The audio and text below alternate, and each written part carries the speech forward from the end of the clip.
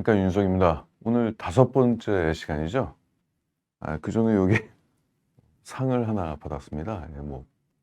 한국경제TV에서 베스트 파트너 해서 상 받기는 커가지고 상 받기는 처음인 것 같습니다. 오늘 말씀드릴 주제는 머릿속에 하나 좀 기억해 두세요. 현존하는 최고의 투자법이 뭘까요? 좋은 투자법은 참 많아요. 그죠? 다들 고수익을 노리고 있는데, 그 중에서 최고의 투자법이라고 얘기한다면은 실적이 좋은데 저평가된 종목. 이걸 넘어서는 투자법이 있을까요? 없습니다. 그 증거를 댈게요. 세계 최고의 투자의 대가라는 사람들의 공통점이 있습니다. 모두 여기에 해당되는 기업에 투자를 했습니다. 성장하는 기업. 기업의 조건은 뭐죠? 돈을 벌려고 존재하는 거죠. 기업의 첫 번째 목적, 두 번째 목적, 세 번째 목적, 아니 100번째까지 모든 목적을 통털면은 모두 돈 잘 버는 겁니다. 동의하시죠? 자, 장사꾼들 돈 벌려고 하는 거죠. 기업도 마찬가지입니다. 그런데 그 기업의 실적이 좋아진다. 기업 가치가 굉장히 높은데 실제 거래되는 주가는 현저히 낮게 거래된다.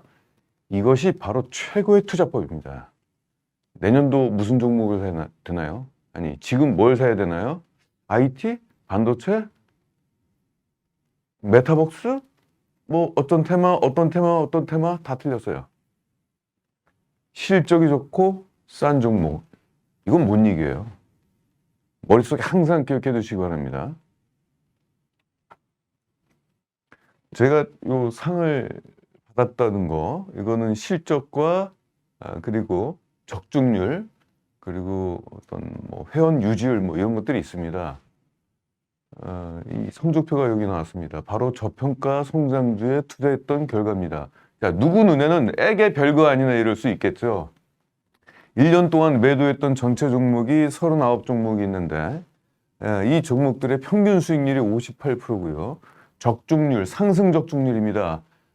마이너스 가는 종목은 몇 종목 안 되고 거의 플러스로 매도가 됐다. 적중률 92%입니다. 이것을 수익률 순으로 다시 한번 말씀드려 볼게요.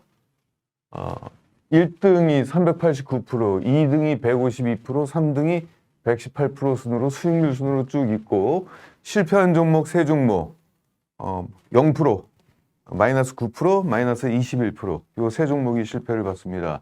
어떻게 투자했다?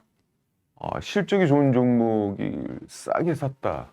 이겁니다. 간단하죠. 2022년도 올 초에 며칠 전입니다. 종목 하나 적정 주가에 도달을 해서 매도를 했습니다. LIG 넥스원입니다.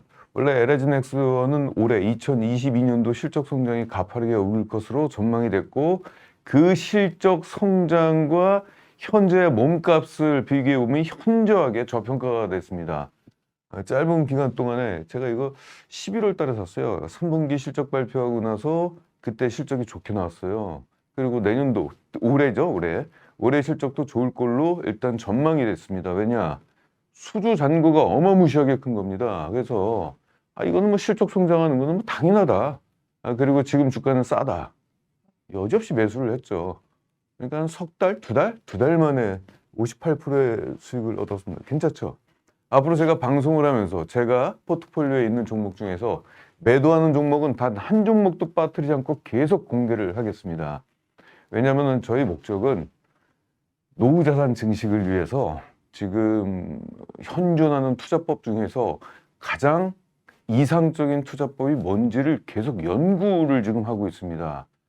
제가 지금 실천하는 저평가 성장주보다 더 좋은 투자법이 있다면 언제든지 갈아탈 생각입니다. 근데 없는 것 같아요. 만약에 있다면은 워렌 버핏의 투자법이 바뀌었을 겁니다. 근데 그분은 아직도 그 투자법을 고수하고 있죠. 오늘 이 주제에 맞는 종목을 갖고 와봤어요. 자, 지금까지 작지만 전망 좋은 주식 지금 이걸 했는데 첫 번째 시간 핌스, 포엘 패션, TNL, 인터로드 이렇게 있습니다. 최근에 주가가 다 올라갔죠. 올라갔던 이유는 뭐 지수가 약간 좀 반등했기 때문에 거기에 영향을 받은 거 있습니다. 이 종목들은 내년도 실적 성장이 굉장히 가파르게 올라갈 종목이고 목표가는 최소한 한 5, 60% 정도는 올라간다라고 저번에 말씀을 좀 드렸어요. 최근에 핌스가 주가가 좀 많이 올라갔죠. 한 20% 가까이 상승한 걸로 제가 알고 있는데 올라갔다 또 주가가 조정을 받을 수 있어요. 절대 매도 금지. 매도하지 마세요. 단기 차익 이제 이런 식으로 해가지고 투자해가지고요 자산 증식이 안 돼요. 그리고 그거 욕심내려고 주식시장 들어왔습니까? 그거 한 20% 먹으려고? 그건 아니잖아요.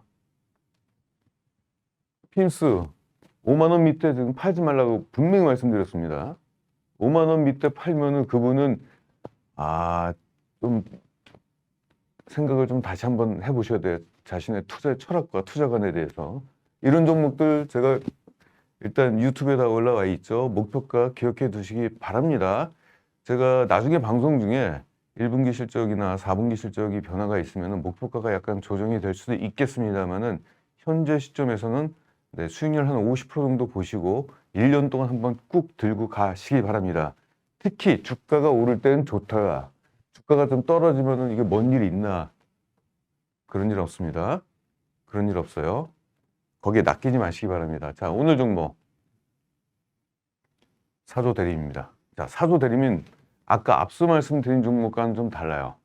앞서 말씀드린 종목은 2022년도 실적이 앞으로 좋아질 종목으로 제가 말씀을 드린 거고 이 종목은 2021년도 실적입니다. 자, 지금 실적이 2021년도 3분기까지 실적만 나왔어요. 아직 4분기 실적이 안 나왔어요. 4분기 실적은 언제 나온다? 3월 말에 발표가 됩니다. 그러면은 우리가 이런 걸 생각해 봐야 돼요. 실적이 이미 좋아졌는데 주가가 안 오른 종목. 보통 주가가 상승하기 위해서는 두 가지를 맞춰야 돼요. 하나는 실적. 실적이 앞으로 좋아질 것이라는 그런 종목을 맞춰야 되겠죠. 근데 안 될 수도 있잖아요. 실적이 오른 뒤에 주가가 나중에 따라 올라가는데, 자, 지금 상황에서 어떤 기업을 만약에 내가 고른다. 그러면 무조건 실적이 먼저 오를 것이다라는 종목을 골라야 돼요. 근데 이것도 쉽지가 않죠. 앞으로 미래를 어떻게 알아요? 좋아질 것이다라는 기대감은 존재하지만은 안 오를 수도 있잖아요. 그러니까 안 오르면은 주가도 안 오를 거란 말입니다. 그럼 투자 실패를 보는 거예요. 자, 그런데 이미 실적이 올라갔어요. 근데 주가가 아직 안 오르는 종목. 이 종목은 뭘까요? 제가 이렇게 표현해요. 지금 막 주가가 올라가려고 막 시동 걸고 있는 종목. 이런 종목이라고 보시면 되겠습니다. 조만간 주가가 적정 주가에 도달할 걸로 보이고 있어요. 근데 여기서 이런 의문이 있어요. 아니, 실적이 좋아지면 주가가 오른다라고 말씀을 하셨는데, 아니, 이 종목은 왜 실적이 좋아졌는데 왜 주가가 왜 안 올랐습니까? 예, 소외당해서 그래요. 소외당해서. 그런 거 있습니까? 이런 말 있죠. 예, 이 세상에는 싸고 좋은 게 없더라고. 근데 주식시장에는 있어요. 주식시장에는 좋은데 싸요. 왜냐? 주식시장은 불확실합니다. 불합리적입니다. 비이성적이고 불합리적이에요. 그래서 이런 종목들을 놓쳐요. 자, 그럼 오늘 사조대림이라는 기업의 실적을 한번 분석해 볼게요. 2021년도 실적이 얼마나 좋아졌는지를 분석하고 주가가 왜 안 올라가느냐 그러면은 그럼 앞으로 오를 것이냐? 그건 모르겠는데 올라갈 가능성이 굉장히 높다. 왜? 4월 초 정도가 되면은 이 기업의 PR이 바뀝니다. PR이 바뀌면서 저평가가 그대로 부각이 돼요. 아마 저 같은 사람이 지나가면서 이런 종목 가만히 냅두지는 않을 겁니다. 왜? 너무 싸니까. 싸도 이상한 악재 때문에 주가가 많이 떨어져가지고 싼 게 아니라 실적이 좋은데 주가가 아직 안 올라가서 싼 종목이에요. 보겠습니다. 자, 좀 긴 글이 나왔는데 사조그룹 이슈부터 말씀 좀 드릴게요. 사조그룹은 이제 3세 경영이 이제 주지웅 상무라는 친구가 있어요. 저보다 어리니까 친구라고 부르겠습니다. 이 친구한테 회사를 물려주고 싶은 거예요. 그 아버지가 주 회장이. 근데 이 주식으로 물려주는 거잖아요. 근데 돈이 어디 있어요? 양도세 내려면은 돈 엄청 많이 내야 됩니다. 그러니까 어떻게 돼요? 이런 거 조심하셔야 돼요. 승계 구도가 제대로 확립되지 않는 기업은요, 주가가 안 올라갑니다. 왜? 실적을 억지로 떨어뜨려요. 이쪽 사조그룹은 웃기지 마라, 우리 그런 적 없다라고 얘기하겠지만 그런 의심을 지울 수가 없습니다. 왜? 비싼 주가 주식을 물려주면은 그만큼의 세금을 많이 내니까 그 최대 주주는 어떻게 해서라도 주가를 낮추려고 노력을 하게 됩니다. 그럼 주가를 어떻게 낮춰? 임의적으로 낮출 수가 없잖아요. 방법이 있어요. 실적을 나쁘게 만들면 되죠. 가령 하나의 회사를 두 개로 쪼개요. 그럼 대표이사가 두 명으로 갈리고 이사도 두 명으로 갈리고, 기본적으로 회사를 운영을 해야 되는 기본적인 부서 있죠. 인사과, 총무과 이런 것들이 두 개로 다 쪼개지면서 인건 비용이 많이 들게 되겠죠. 그리고 하나로 합쳐지면 경영 효율성이 좋았을 텐데 쪼개니까 경영 효율이 나빠지게 되겠죠. 이런 식으로 예를 들어서 이런 작업을 통해 가지고 그 기업의 어떤 가치를, 실적을 떨어뜨린 경우가 있습니다. 심지어는 제가 어떤 기업을 봤는데 어떤 동일 업종에 있는 기업인데 직원 수가 2배나 많아요. 매출과 매출액은 똑같은데 직원 수가 2배가 많아요. 왜? 기업은 매년마다 구조조정을 하면서 정년퇴직 명퇴를 시키는데 안 시키고 있어요. 일부러 인건비가 많아지면은 영업이익이 높아지고 영업이익이 낮아지기 때문에 그만큼 기업 가치가 떨어지겠죠. 실적이 안 좋으니까. 이런 일련의 작업들을 하고 있었어요. 심지어는 사조 산업의 옛날에 실적을 봤는데 갑자기 밑에 있는 계열회사 몇 개가 사라져 버렸어요. 연결 실적을 잡아가지고 그동안 실적을 유지하고 있었는데 계열회사가 사라져 버리니까 갑자기 사조 산업의 실적이 뚝 떨어지는 겁니다. 이때 제가 이제 기자 활동을 하고 있었는데 어떤 애널리스트를 만났는데 씩씩거리고 있더라고요. 너 화가 너무 많이 나가지고 자기는 뒤통수 맞았다. 아무튼 간에 사조그룹을 욕하는 게 아니라 자식한테 회사 물려주니까 저라도 그렇게 하겠습니다. 뭐 어쩔 수 없잖아요. 세금은 덜 내야 되고. 아무튼 근데 이게 이러다 보니까 업계에서 이제 증권사 애널리스트 그쪽 팀장을 만났는데 좀 화가 많이 나 있더라고요. 사조 쳐다보지도 않겠다. 사조는 손절하겠다. 기업 탓만 안 가겠다. 좀 화가 많이 나 있더라고요. 이런 상황에 있었는데 이게 모두 해결이 됐어요. 어떻게 됐다? 예. 승계 구도가 마무리가 다 됐어요. 두 번째, 이 기업은 이제 이 그룹은 하나의 이제 과제가 하나 남았습니다. 지주회사로 좀 나가려고 하는데 옛날 노무현 정권에서는 지주회사가 되려면은 자산 정도가 자산 기준이 한 1천억 정도 있으면 되는데 지금 5천억으로 올랐어요. 그래서 지금 발등에 불 떨어졌어요. 그래서 사조그룹 전체가 돈을 많이 벌어야 돼요. 그러니까 실적이 좋아져야 된다라는 명확한 목표가 생겼습니다. 그러니까 방만한 경영을 안 하게 될 것 같아요. 그래서 일단은 지금까지는 승계 구도 때문에 일단 어떻게 의도적으로나마 비의도적으로나마 어떻게 됐든 간에 그동안 이제 기업 가치가 드러나지 않았다라고 한다면은 이젠 드러나게 될 겁니다. 그 증거를 댈게요. 합병을 시키고 있어요. 아까 흩어놨다고 했죠. 흩어놓으면 비용이 많이 든다고 그랬죠. 합치면 어떻게 돼요? 경영 효율성이 좋아지게 되겠죠. 실적이 좋아지게 되겠죠. 증거를 내볼게요. 사조 대림이 사조 해표 아시죠? 이걸 흡수합병했어요. 통합을 했어요. 사조그룹에서는 B2C, 이거 소비자를 대하는 그 기업이 두 가지가 있었습니다. 사조 대림과 사조 해표. 이걸 합병을 시켰습니다. 시너지가 나겠죠. 대표이사 2명이 1명으로 붙게 되겠죠. 예를 든다면은 각 조직이 하나로 통합이 되고, 그렇죠. 일원화되면서 시너지가 창출이 될 겁니다. 또 하나, 최근에는 사조 대림 밑에 있는 자회사인 사조 FNS를 흡수합병 또 시켰습니다. 자꾸 흡수합병되는 게 생기기 시작했어요. 그러면 실적이 더해지고 기업 가치가 상승하게 됩니다. 이런 작업이 지금 시작되고 있습니다. 이 안에서의 지금 현재 시점에서 사조 대림을 주목할 필요가 있어요. 자, 사조 그룹에서 사조 대림의 의미가 뭘까요? 축구로 볼게요. 뒤에 수비수가 있고 골키퍼가 있죠. 그리고 최종 수비수가 있고 중앙 미드필더가 있고 공격 미드필더가 있고 제라필 누가 있습니까? 메시가 있죠. 호나우드가 있겠죠. 최전방 공격수가 바로 사조 대림입니다. 사조 그룹 보면은 1차 산업, 2차 산업, 그래서 수직 계열화가 되어 있어요. 1차 산업에서는 원형업, 물고기 잡는 거, 그리고 제분, 그리고 양계, 출구, 양돈. 1차 산업에서 관련된 기업들이 쭉 있습니다. 자, 이쪽에서 생산된 제품들이 어디로 간다? 사조 대림한테 모두 패스를 하는 거예요. 자, 사조 해표하고 또 합병까지 했네요. 더 커졌죠, 몸집이. 이게 바로 이제 소비자를 만나는 거죠. 최전방 공격수가 됐습니다. 그래서 앞으로 이제 사조 그룹의 간판 스타가 뭐다? 예전에는 이제 사조 산업이었는데 사조 대림입니다. 지금 종합식품 기업으로 거듭나고 있습니다. 보시면은 보통 우리가 이제 사조 대림이다 그러면은 야, 뭐 어묵 만드는 기업 아니야? 보통 이런 수산업에만 좀 특화되어 있는 걸로 좀 알고 있는데 바베큐, 치킨도 만들고 냉면도 만들고 만두도 만들고 밀가루, 면 관련된 고기, 소세지, 햄 다 만들어요, 여기서.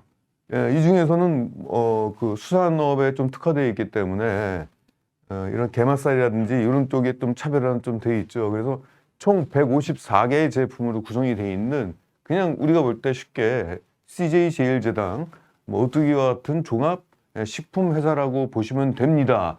그런데 시가총액이 2천억 대밖에 안 돼요. 너무 싸요. 진짜 누가 보더라도 너무 싸요. 자, 지금 실적을 보겠습니다.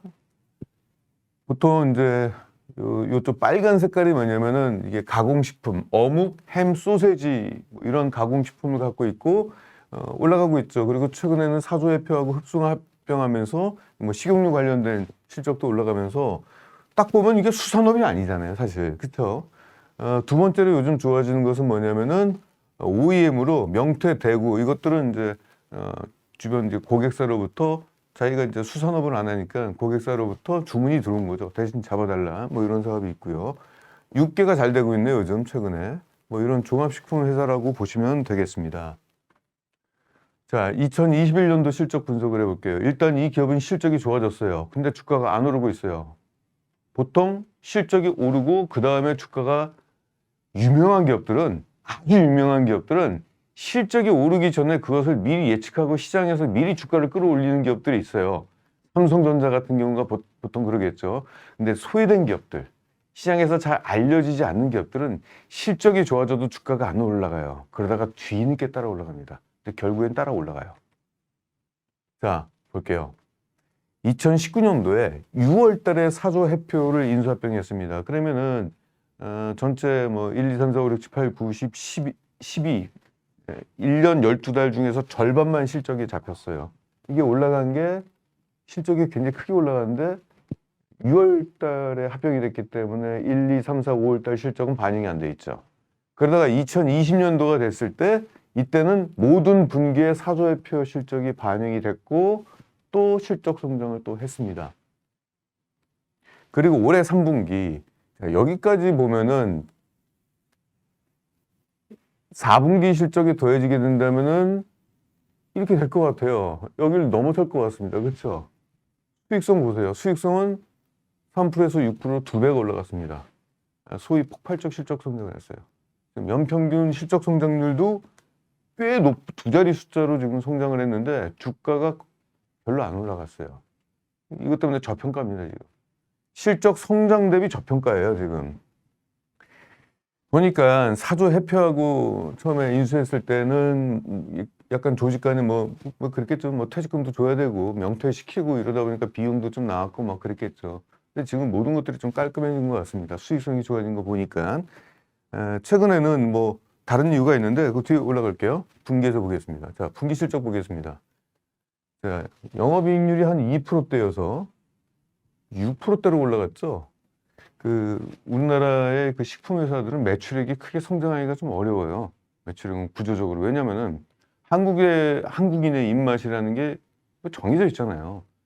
차별화된 엄청나게 색다른 맛은 이게 잘 안 먹혀요. 사실 다 입맛이라는 게 다 거기서 거기이기 때문에. 그래서 매출 성장은 좀 쉽지가 않습니다. 그래서 1, 2, 3, 4분기 보니까 한 7%, 6%, 1%인데 견조한 실적이라고 볼 수 있고 대신 수익성을 좀 보겠습니다. 영업이익이 179%가 올랐고요. 1분기 때, 2분기 때는 147%, 3분기 때 55%.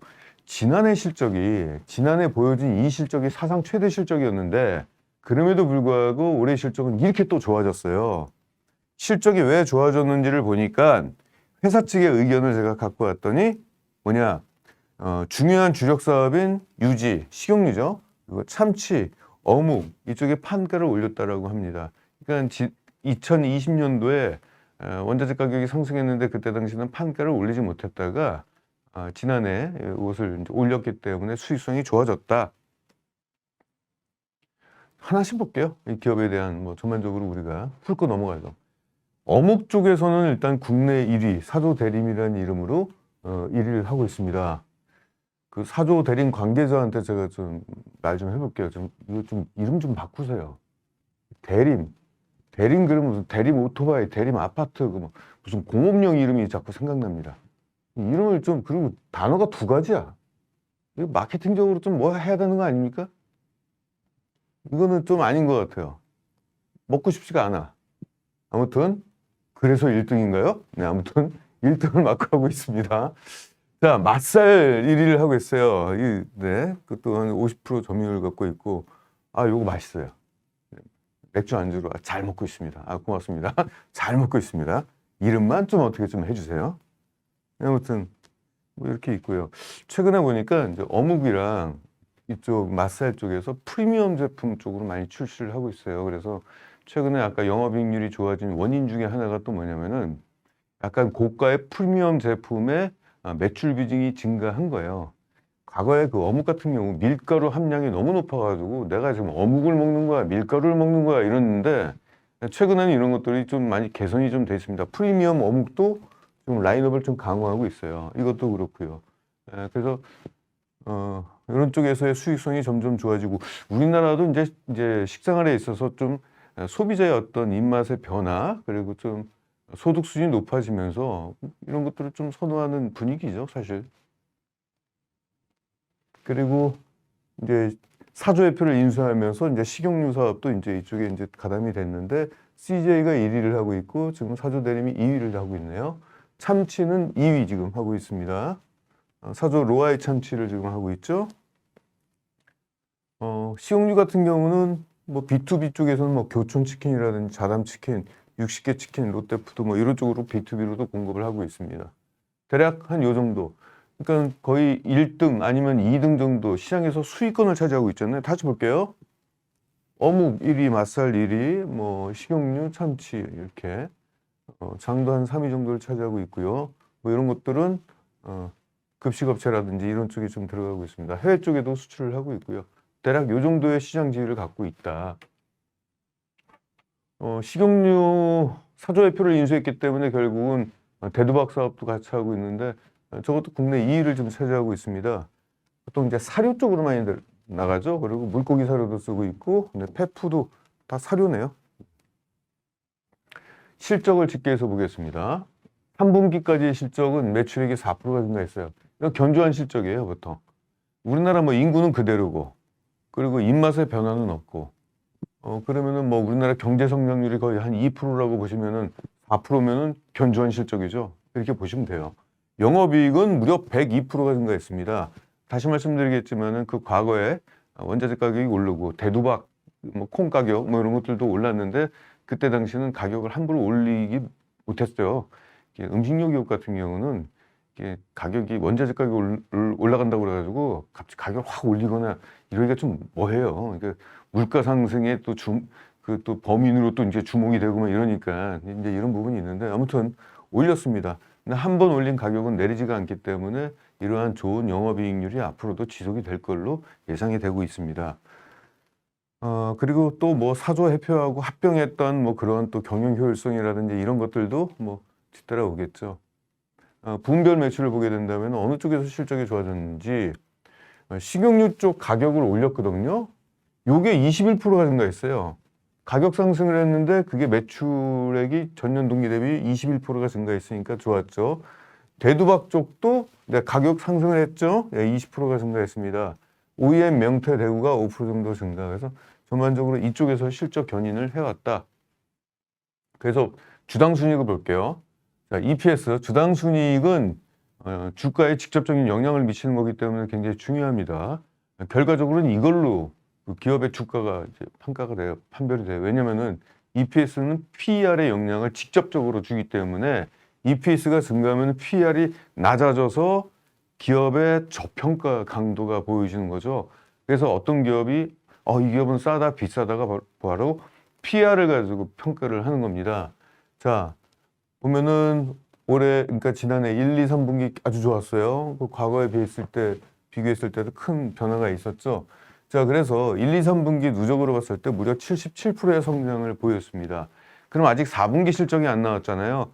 우리는 여기서 2021년도 4분기 실적이 나왔다는 걸 가정하에 2021년도 EPS를 한번 추정해 보겠습니다. 다음 페이지입니다. 제가 추정한 게 이겁니다. 자, 2019년도에 기록한 거는 기억하지 마시기 바랍니다. 이건 일회성 이익이에요. 이거는 무시하시고, 자, 그러면 2021년도에 전년 대비 약 74% 정도의 EPS 상승의 계산값을 어떻게 했다? 제가 4분기 실적이 얼마나 나올 줄 그거 어떻게 알겠습니까? 솔직히 그거는 애널리스트도 못 맞춰요. 이거는 그냥 이건 예측도 안 돼요. 다만 보수적으로 저는 이렇게 접근했어요. 어차피 음식료 기업이기 때문에 한번 실적이 좋아지게 된다면 어느 정도 그 추세를 이어가요. 왜냐하면 어떤 소비자의 수요가 일정하기 때문에 변동폭이 이렇게 높지는 않아요. 자, 그런 것을 감안했을 때 올해 4분기 실적이 어느 정도 나올까요? 한 요 정도 크게 나올까요? 저는 그렇게 생각 안 하고요. 극도의 보수적으로 지난해 안 좋았던 실적, 안 좋았을 때, 가장 안 좋았을 때 특히 4분기, 지난해 4분기 요 정도 나왔죠. 그냥 이걸 4분기 실적이라고 가정을 한 겁니다. 여러분들이 생각할 때 제가 가정한 것이 보수적으로 잡았다는 거 인정하시죠? 너무 높게 잡아버리면 안 돼요. 오히려 낮게 잡고 나서 그럼에도 불구하고 매수할 가치가 있는지를 따져보는 것이 굉장히 안전하게 투자할 수가 있는 거거든요. 그래서 저는 4분기 실적을 욕심 없이 그래 지난해 안 좋았을 4분기를 그냥 한번 대비해 본 겁니다. 그랬을 때 나오는 숫자가 이겁니다. 이거. 그럼 전년 대비 무려 74%가 증가한 거예요. 자, 이걸 가지고 그러면은 제가 적정 주가를 한번 잡아보겠습니다. 물론 이 숫자는 실제 4분기 실적이 나오면 이거보다 높게 나올 거예요, 아마. 높게 나올 거예요. 근데 낮게 잡아가지고 손해볼 건 저희들이 없어요. 자, 2021년도 4조 대림의 PER은 아까 보수적으로 잡았을 EPS를 가정했을 때 4.3배입니다. 어떻습니까? 여러분들 주변에 있는 종목들 쭉 보세요. PER들. 웬만해서는 다 20 넘었잖아요. 4.3이면은 절대적으로도 상대적으로도 저평가, 절대적으로도 저평가. 음식료 기업 평균 PER 한 10 이상 되거든요, 보통. CJ 제일제당이 한 10점 몇 보통 이렇게 되고 있는데 거기에 절반도 안 되는 가격입니다, 지금 PER이. 그러면 우리는 적정 PER을 잡아야 되잖아요. 시장에서 PER이 4.3이면은 용인을 안 해줘요. 그리고 기업이 자기가 저평가됐다는 걸 극도로 싫어합니다. 이게 뭐 문제 있는 거 아니야? 뭐 평판이 안 좋은 거 아니야? 이런 오해를 받을 수 있어가지고 어떻게 해서라도 주가를 끌어올리려고 노력을 하던지 아니면은 그 업계에서 투자자들이 이런 종목을 가만히 냅두지 않죠. 실제 저 같은 투자자들은 이런 거 가만히 안 냅둡니다. 무조건 삽니다. 가령. 자, 그러면 적정 PR, 주가가 어디까지 올라가느냐? 이 PR이 어느 정도 돼야지 시장에서는 이 정도는 돼야지 정상이지 라고 할까요? 그건 답이 없어요. 답이 없는데 그건 역시도 보수적으로 잡는 게 낫죠. 2018년도에 PR이 가장 높게 19배가 나온 적이 있고 11배가 나온 적이 있습니다.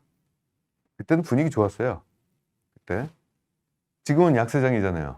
약세장까지 한번 고려해가지고 PR을 잡으면 목표 PR 8.